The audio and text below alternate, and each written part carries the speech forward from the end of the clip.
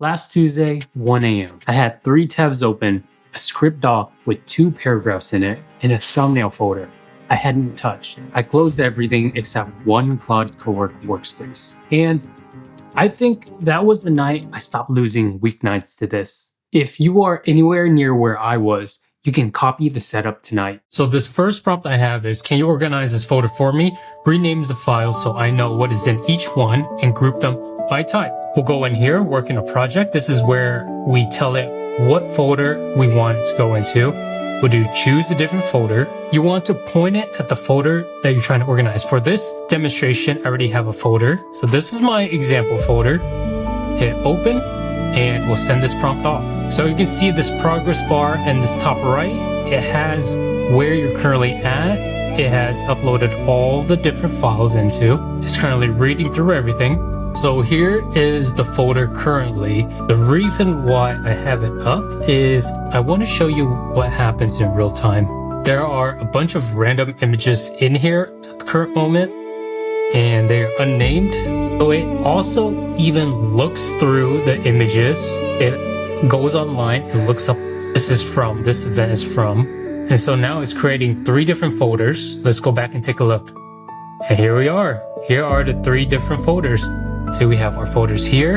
It renamed all of the files. You can see it from here.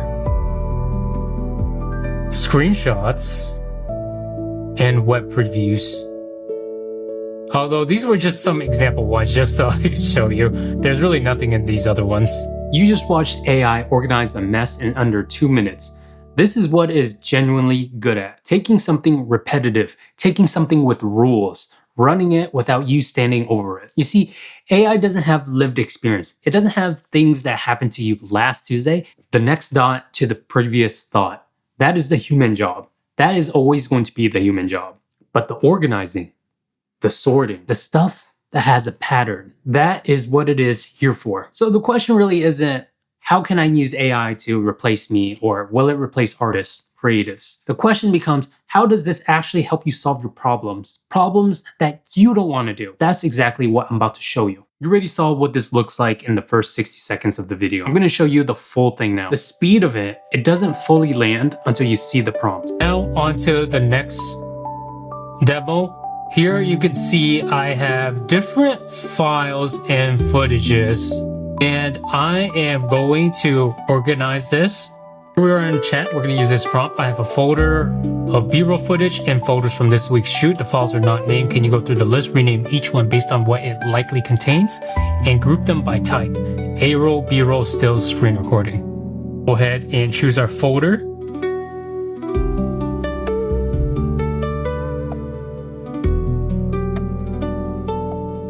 Over to our folder, we have an A-roll folder that has our A-roll renamed and our B-roll screen recording. All of the screen recordings that we did. Let's look through this. Yep, this is a Google Drive upload. This one. This is our YouTube thumbnail strategy. This is our Cowork interface. Now, I do want to show you that this system, you should not rely on it 100% because it's not perfect. Well, this one, Notion Projects Dashboard. Look at this. This is not Notion Projects Dashboard, obviously. This is Claude Cowork, but it's misreading it. And this one. This is not email tool. It's just me clicking through a folder. Oh yeah, I just wanted to point out some caveats on this. This has to do a lot with the model itself. Sonnet 4.7 isn't the best when it comes to looking at images, generations. 0.7 is the best in terms of looking at images. Oh yeah. So just images in general, processing images is a skill of its own, and Opus 4.7 is the best one at that currently in the Claude family. Now, this was the type of thing that used to eat 45, an hour, maybe even 2 hours of a Sunday morning is now done. And I remember that first time just sitting there thinking, finally, it's here. This is what I've been waiting for, because what you're looking at is AI actually doing something, not just generating an answer It's taking action on files you gave it, doing work that would have required a developer to set up. And it just did it. That's the second level. So all I do now is I open the chat, I paste in the folder path file with one prompt, and what was going to eat the first 45 minutes of my morning is now done in under 2. That is the time I'm buying back. That is what $20 every single month affords you. It affords you time back to do whatever you want. So if you have a folder on your desktop right now that you've been avoiding, that is the first thing to hand off tonight. Don't do a script, don't do a hook.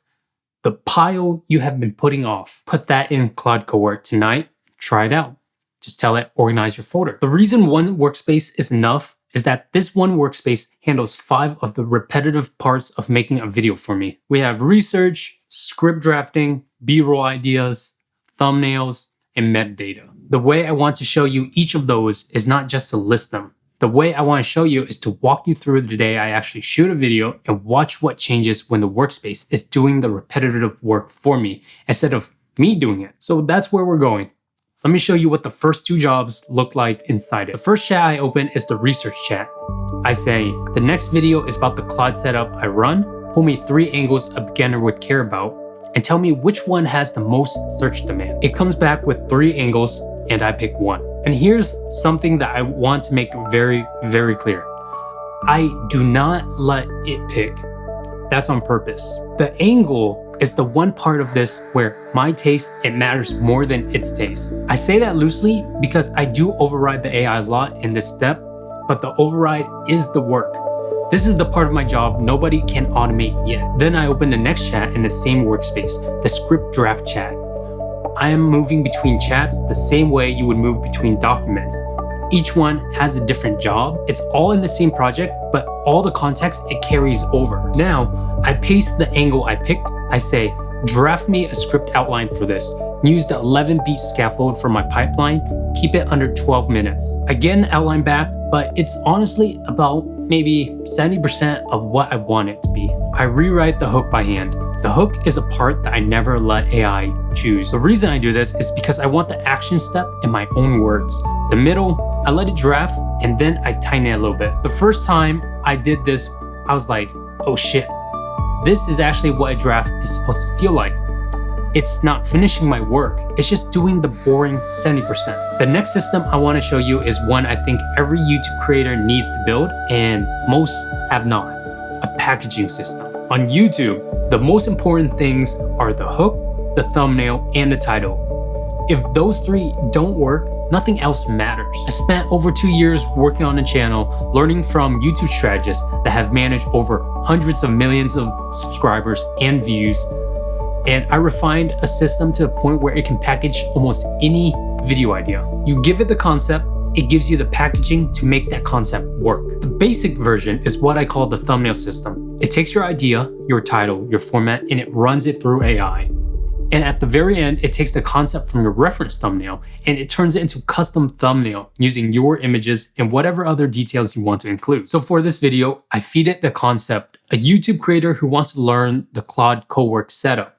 I tell it the format, the angle, what the reference thumbnails look like. In fact, I don't even have to tell it that. I only have to tell it the very first time because the second time it goes through, it does it by itself. It goes out and follows the exact same process I told it the very first time. And so it comes back with a full packaging brief, 3 thumbnail directions, a headline pool, a title pool, all from one prompt. Now, I don't use all of it. I pick about 2 or 3 things that feel right and I cut the rest. So typically it will go out and search for 12 ideas. It will take those 12 ideas, packaging concepts. It will narrow it down to the top 6. I picked the top 6 and now I have 3 left that it goes forward with. But the difference between starting from that output versus starting at a blank Canva file at midnight is the difference between 20 minutes and maybe 3 hours. So now let's jump over to our metadata chat.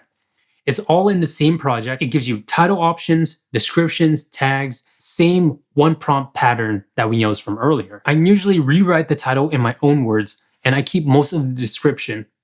I take the tag as is. There's no change that you need to do there. It's just for the back end of YouTube. Who cares about it? Now, the whole point is not that the AI is writing the metadata. The point is that I'm not staring at a blank YouTube studio screen at midnight trying to think of what to call the video.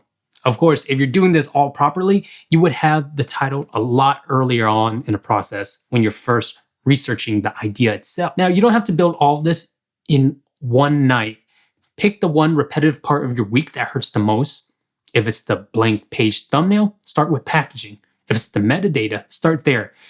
You add the others once you actually use the first one. Before you close this tab, here's what tonight looks like for you. Number 1, open Claude Cowork.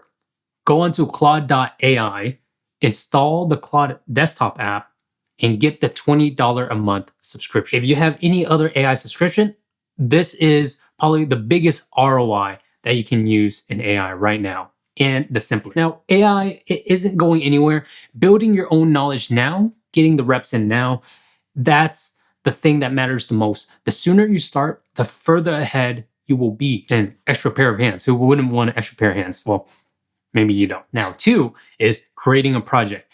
Name it your channel name or something that means something to you. It doesn't matter. Just give it a name or something. Now, this is the folder and place where AI is going to work on your videos. Think of it as your channel's workspace inside of this tool. Now, 3, inside that project, write your project instruction. It's one sentence, it's your goal. What is your goal with your channel? Claude will then help you optimize for that goal. So here's an example of something I would type. I make videos helping creators learn how to use AI tools. My goal is to help them save time and make better content. That's it. Plain and simple. The AI reads that every single time I open a chat. It already knows the context. 4th, the very first thing you can actually do tonight is just give it your downloads folder. That's it. Just say something like, here's my downloads folder, organize it for me. Very simple, straight to the point. We're gonna click here, work in a project. Now, if you already have your downloads folder in one of these, go ahead and link it. If not, you can choose a different folder, point it at your downloads folder, open it, and press send. It's gonna run a few commands over here. If it asks you for any permissions, usually if you're not confident in what you're doing, have this permission here, ask before acting. Otherwise, you can do act without asking. For the sake of this demo, I'll do ask before acting. So you can see, here's my plan, approve it, and I'll run the full organization. So we have videos, images, audio, documents, archives, installers, and skills. If you want to change it, you can. If not, you're good with that. Go ahead and press run it. If you already have a certain idea or plan in mind, make sure you give context to the AI, because of course the AI isn't psychic, it can't read your mind. Make sure to tell it. Otherwise, you can tell it to create for you a plan first, and it will always prompt you. Or you can just keep it on here, ask before acting. Before doing anything with Claude Cowork, always ask it to help you plan it. Because if you ask it to help you plan it up front, you won't have to do a lot of the navigating on the back end. You know everything that it's going to do. Of course, the caveat is you're going to do a lot more work up front, which I would rather do more work up front than have it scattered throughout the build. That slows you down massively. Don't do that. Just have it think for you up front. Now, I want you to pay attention to this right side box here. We have the current progress that it's going through as it's running. So it's already done creating the new folder structure. It's moving the videos into the videos folder, organizing images into subfolders. Now it's moving audio. Oh, looks like it's done. Now it's sorting documents. And you see there's this little icon, this chat bubble. You can ask a question or recommend a change while it's doing work. That, or you can type it right here too. See, it's already being organized as we speak. This folder was very messy earlier. Now, oh, see, you can see it. It's organized everything in real time. We'll just let it finish running. But yeah, anytime throughout that process, you can always make changes. At the very end, it will output what it did and the whole entire folder structure that it did. And see, it also surfaces any change. Now, there are a lot of stories out there of people doing some weird things and it wipe out their whole entire folder. So for now, before doing anything, I always recommend you do this. Ask before acting. Otherwise, you can get into some pretty serious stuff. Start simple, see what it does. That's how you build trust in your tools. 5. Once you've seen what it can do with something simple, the first real prompt is this. I want you to interview me on my current workflows and work processes to see what we can automate. Then let's automate that thing. That's the conversation that changes everything. Now, just know that AI, it can't do everything yet. It's only as good as the person using it. Now, it is a very smart tool, but if you don't know what you want to do with it, it's going to struggle. But if you show it the mess and you give it the context and ask the right questions, that is when it surprises you. And look, if you're already past the beginner stage, you're running a Monday, Wednesday, Friday cadence, this is still the same move. You just have more repetitive parts to point at it. The job, it doesn't change. The list of job, it just gets longer. And so this is how I got started with Claude Cowork. Now, personally, I use Claude Code exclusively, but I would not have gone to Claude Code had I not started with Claude Cowork. Claude Code is at least 20 times more potent than Claude Cowork. And that's saying a lot because Claude Cowork, for me, when I learned it, was at least 10 times faster than what I was doing before. And so before you can have the keys to the Lamborghini, you need to know how to drive the Prius. That is what this is. If you build a workspace tonight and you want to know which repetitive parts of your weeks to point at first, drop a comment with the one thing that is eating the most of your Sunday. It could be a footage folder, it could be a script draft, thumbnails, metadata, or the message routing thing I opened with earlier. The most named one, it becomes the next video I make.